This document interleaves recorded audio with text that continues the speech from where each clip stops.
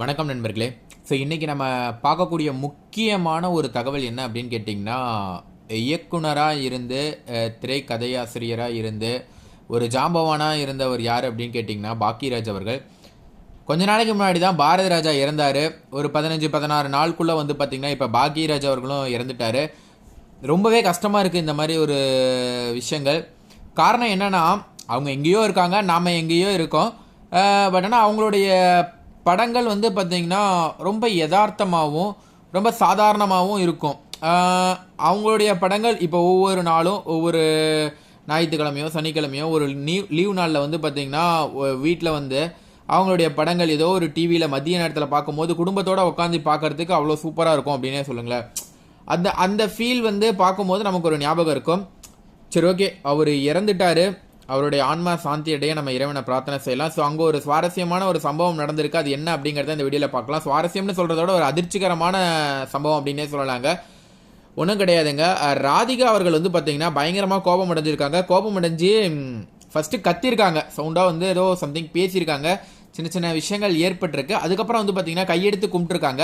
அப்படி என்ன நடந்தது அப்படிங்கிற விஷயங்களை பற்றி தான் பார்த்தீங்கன்னா நம்ம இந்த வீடியோவில் பார்க்க போகிறோம். வேறு நிறைய விஷயங்கள் அங்கே நடந்ததுங்க. இன்றைக்கி காலையிலேருந்து என்னென்ன நடந்தது, நம்ம காலையிலேருந்து வாட்ச் பண்ணிட்டு தான் வந்துட்டு இருக்கோம் என்னெல்லாம் நடக்குது அப்படிங்கிறத.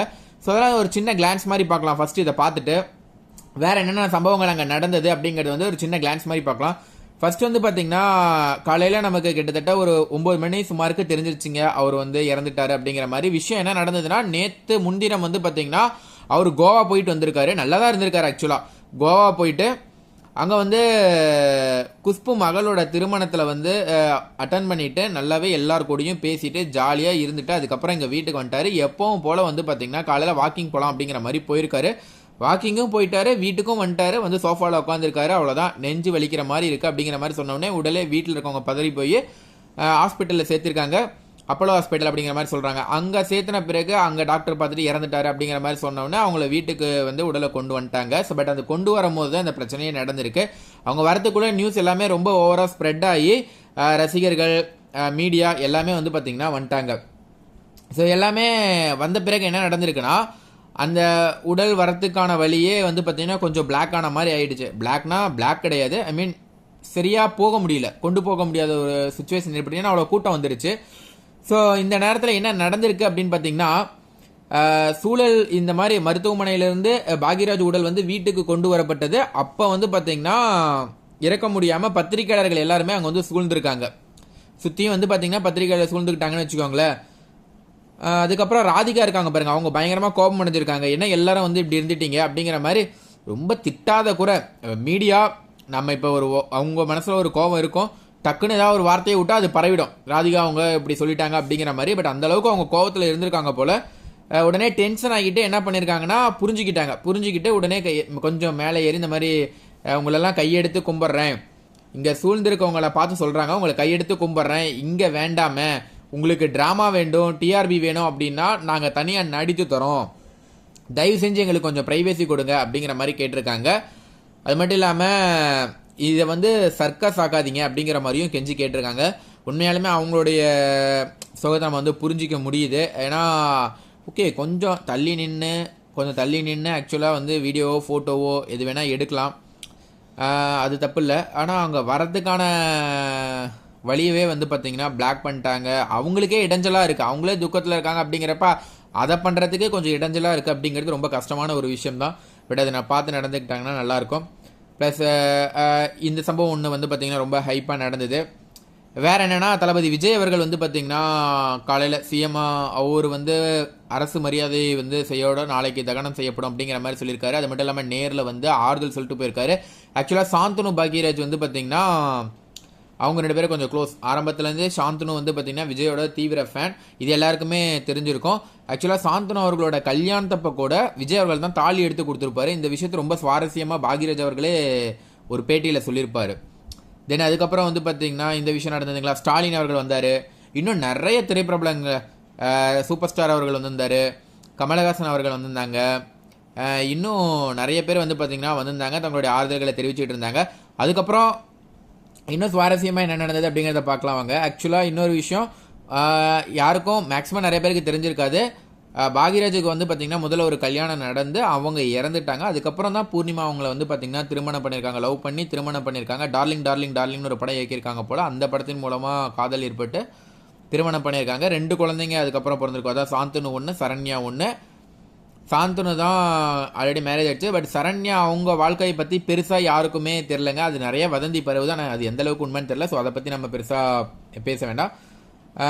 அடுத்ததான் வந்து பார்த்திங்கன்னா இன்னும் என்ன விஷயங்கள் ரொம்ப சுவாரஸ்யமாக நடந்திருக்கு அப்படிங்கிறத பார்க்கலாம் வாங்க. ஆக்சுவலாக நாளைக்கு நான் சொன்னால அரசு மரியாதையோடு நடக்க போகுது. அப்புறம் பூர்ணிமா அவங்க, அதாவது பாக்யராஜ் அவங்களோட ஒய்ஃப் ரொம்பவே வந்து பார்த்திங்கன்னா அழுதுருக்காங்க. ரொம்ப கஷ்டமாக இருந்தது அவங்கள பார்க்கும்போது. ஆக்சுவலாக எல்லாருக்குமே இப்படி தான் இருக்கும். இருந்தாலும் நம்ம அவங்கள படங்களில் பார்த்துட்டு ஏதோ நம்ம வீட்டில் ஒருத்தர் மாதிரி ஒரு கஷ்டமான ஒரு சுச்சுவேஷன் இருந்து அவங்கள பார்க்கும்போது கஷ்டமாக இருந்ததுன்னு வச்சுக்கோங்களேன். பட் அவங்க ஒரு விஷயம் சொல்லி அழுதாங்க. அதுதான் பார்த்தீங்கன்னா, நீங்கள் நல்லா வந்துடுவீங்க அப்படிங்கிற மாதிரி தான் நினச்சிட்டு இருந்தோம். ஆனால் திடீர்னு இப்படி நடந்தது வந்து எதிர்பாராமல் இருந்தது அப்படின்னு சொன்னது வந்து பார்த்திங்கன்னா கொஞ்சம் ஒரு மாதிரியாக இருந்தது. And then Parthiban. ஸோ உண்மையாலுமே ஃபஸ்ட் ஆளாக வந்து பார்த்திங்கன்னா பார்த்திபன் அவர் தான் வந்து வந்திருந்தார் இந்த சம்பவத்துக்கு. அதாவது பாக்யராஜ் இறந்துட்டார் அப்படின்னு சொன்னோடனே இங்கே வந்து இவங்க வீட்டுக்கு வந்து நிறைய வந்து பார்த்திங்கன்னா அந்த ஏற்பாடுகள் எல்லாம் பண்ணி அழுதுட்டார். ஆக்சுவலாக அவர் வந்து பார்த்திங்கன்னா அந்த மீடியாவில் பேட்டி கொடுக்கும்போது அழுதுட்டார். உண்மையாலுமே அதுவும் ரொம்ப கஷ்டமாக இருந்தது.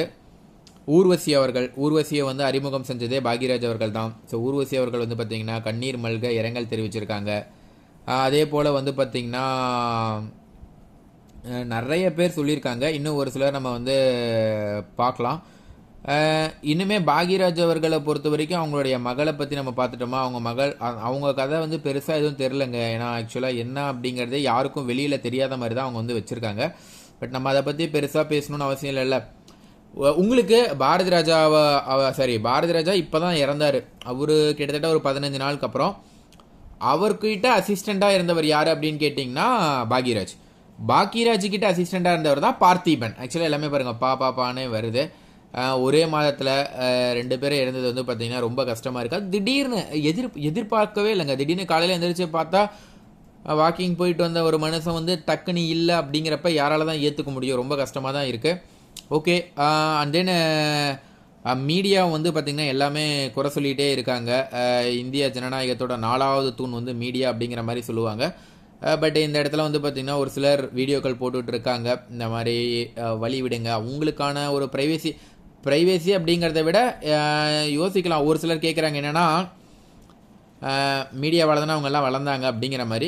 அது வேணால் கரெக்டு தான். பட் ஆனால் என்னென்னா அவங்களுக்கு இடைஞ்சல் இல்லாமல் மீடியானா ஃபோட்டோ எடுக்கிறது, கேமரா எடுக்கிறது, அது ஒரு ஓரமாக இருந்தால் கூட எடுக்கலாமே, தப்பு இல்லையா? அதே தடுத்து எடுத்து என்ன பண்ண போகிறாங்க? ஒன்றும் சாதிக்க போகிறது கிடையாது. சரி, ஓகே. நீங்கள் என்ன நினைக்கிறீங்க? உங்களோட தனிப்பட்ட கருத்து என்ன? பாக்யராஜ் அவர்கள் உங்களுக்கு பிடிக்கும் அப்படின்னா மறக்காமல் இந்த வீடியோவை லைக் பண்ணுங்கள். பாக்யராஜ் அவர்களோட படங்களில் உங்களுக்கு பிடிச்ச படம் என்ன அப்படிங்கிறத கீழே கமெண்ட் பண்ணுங்கள். நன்றி, வணக்கம்.